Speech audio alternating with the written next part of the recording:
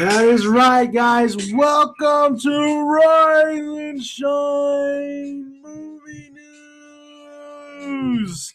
I wish I had an applause effect, but I don't have the applause effect. I'm hoping you guys are applauding right now. Should have just done that. All right, guys, let's get into it.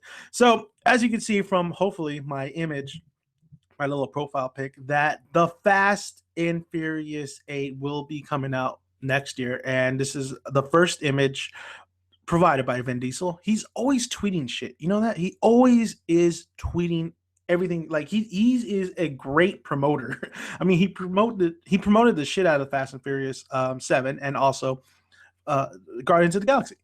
So yeah, what we see in this new image is basically they're headed to New York. They're headed to New York. It's new. It says right here, new roads ahead, Fast 8. So it's not called Fast and Furious 8. It's called Fast 8. Now, this is I think it's the right time for next year, especially we're still reeling from a little bit of Paul Walker's death. Paul Walker has he I just got a text from Brago. Brago, you're right. Batman isn't a superhero. He's more of a detective, honestly. But anyway, so yeah, we're really from Paul Walker's death a little bit. It's a great time. Well, I mean, I guess we were fine after we saw Fast 7 because it was his closure and stuff. So it's new roads. I mean, we'll see how they handle that situation. We know that he's gone. We know the character is done, but it's going to be very interesting where the story takes. It's taking place in New York. It's going to be very interesting how they get to New York and the overall villains and what the overall plot and story is going to be. So, Fast 8, I am very much. I am somewhat looking forward to it. I thought Fast 7 was okay. Honestly, as time went by, I didn't think it was that great of a film, but hopefully Fast 8 could pull me back. And boy, has these movies just changed over the years. I mean, watching the first film is basically Point Break all over again, but with cars. And then just watching these films evolve into, well, something something more little superhero-like or like Marvel kind of films. But overall, I am somewhat looking forward to it, and hopefully it does turn out to be good.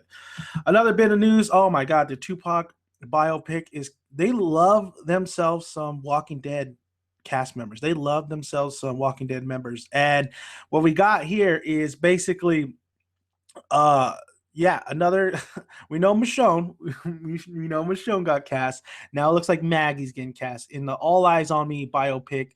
The 34-year-old actress was selected to play Leela Steinberg, and this is Laura Cohan, and she plays Maggie in The Walking Dead. Now, Steinberg was a mentor, influenced Tupac to pursue. Basically, she helped him out while he was coming up.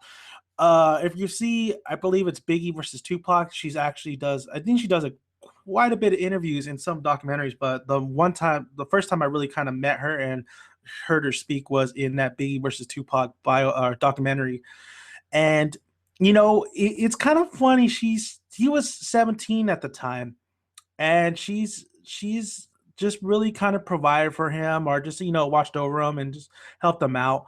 And I like the casting. I like Lauren Cohan. She's coming out with a horror film. I forget what the horror film's called, but it has to deal with the doll. Maybe it's just called Doll. Not sure. But it's kind of funny because like when I watched that Biggie versus Tupac film, I'm not even gonna lie to you guys. I thought, it looked like she had a thing for Pac. Whenever she would talk about Tupac, whenever she would just like say, talk, it just, you had a different kind of feeling when she talked about him than anybody else. It felt like I think they hooked up, honestly. I think at one time, given time point, they hooked up because Tupac, man, he's a player. I think he did hook up with this, of course, with Steinberg. But they're not going to show that. They're definitely not going to show that unless they have stories that they end up hooking up, but they're not going to show that. They're really going to just show her, I think, just really helping Pac out and more of her relationship with him, which is interesting because I didn't think she was going to be that major of a factor in this film at all, because there's so much other people too that influenced Pac or helped Pac out. If you guys don't know, MC Hammer was actually a good friend of Pac, and of course, Jada Pinkett Smith was one of like the BFFs of Pac, and that had a little bit of falling out. So there's a lot of other people, but Steinberg, yeah, very interesting that she was cast and she's going to be a role in this film. I just never would have thought. So good, it's good stuff though that they're getting, because Lauren Cohan, she's great as Maggie, and so is Danae. Sorry if I'm Danae Gura. Sorry, I'm looking up her name.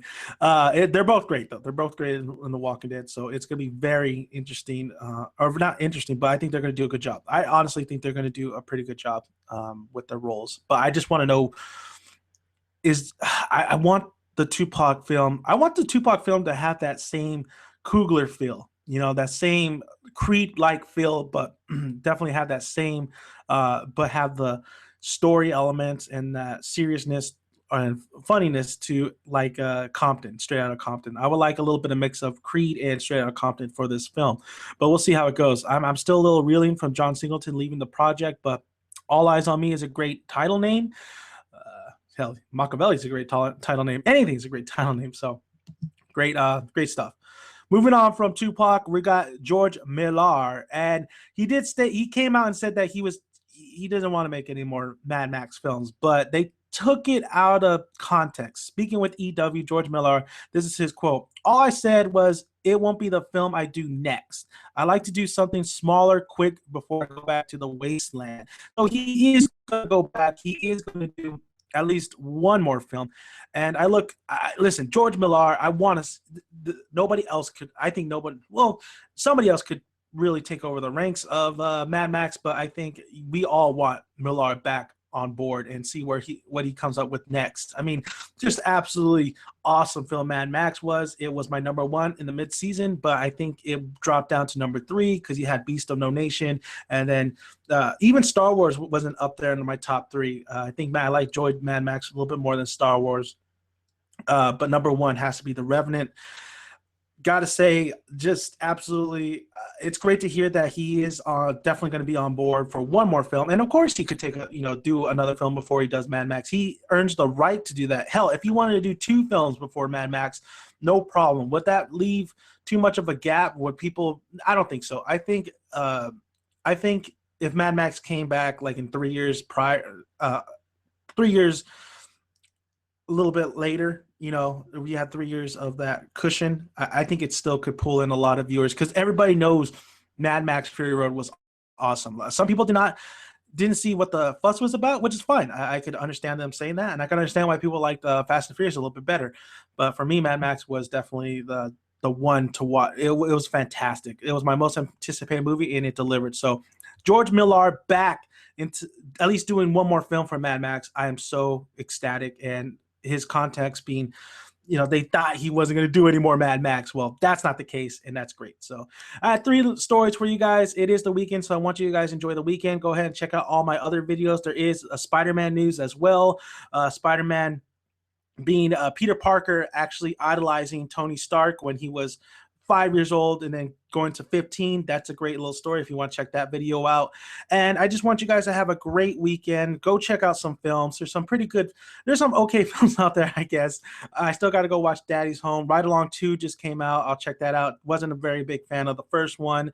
And then you also had The Forest. I want to check out The Forest. I heard it's scary, but usually when people say it's scary, for me, it's not scary. So we'll see how that goes. And maybe I'll check out Star Wars again, like for the 3rd time. I know a lot of friends that want to go watch it, so I'll take them. So thank you guys for listening on Dan and Dan's Son. All you have to do is just hit that subscribe button. I really appreciate you guys watching me. I really appreciate you guys and all the newcomers. Welcome to the channel. So like the video if you like it. Comment below. I'm Dan and Dan's Son, and I am out of here. Bye, guys.